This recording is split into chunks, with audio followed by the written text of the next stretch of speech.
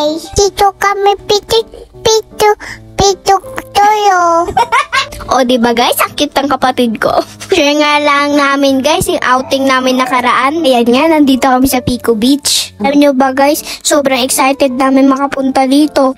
Araw-araw nga namin tinatanong kung ilang days na lang. Hinintay pa kasi namin yung tito namin makauwi. Ang ganda dito guys, nakaka-relax. Kahit rock sand siya, naglaro nga kami dito. May mga seaweeds pa. Quick escape na to guys realidad ng buhay. Yan guys, pinasabi lang yan ni Mama, di talaga ako yan. Ay, kuit, papa ko.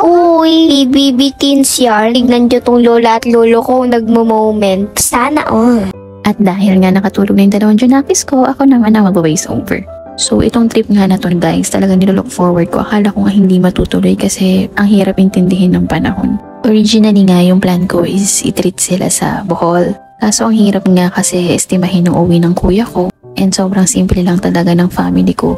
Gusto lang ni Mama beach para makapaglaro daw yung mga bata sa sand. Kaya here we are, nandito sa Pico del Oro. Actually, I was able to go here 10 years ago nung company outing namin sa SM. And now I'm back with my loved ones. Hindi ko na masyadong tanda yung itsura ng lugar noon, pero tanda ko lang payat pa ako noon.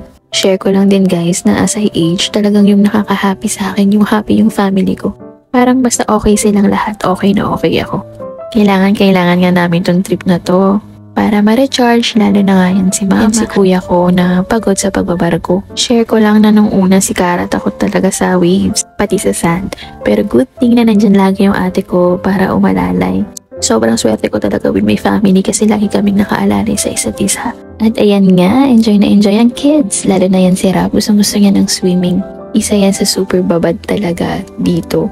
Tapos ayan, ang hiling magpa-video na tita, video mo ko, takbo-takbo. And syempre, di tayo papahuli, dapat may pang my day tayo. Charot. At ayan nga, dahil umulan na, pabalik na kami sa unit namin. Dito nga kami nagstay sa condo, so kung interested kayo, message nyo lang ako. Willing ako i-share ang best deal sa inyo. It was a tiring day, but definitely a good one. Hanggang dito na lang muna guys. Till our next mini vlog. Thanks for watching. Bye!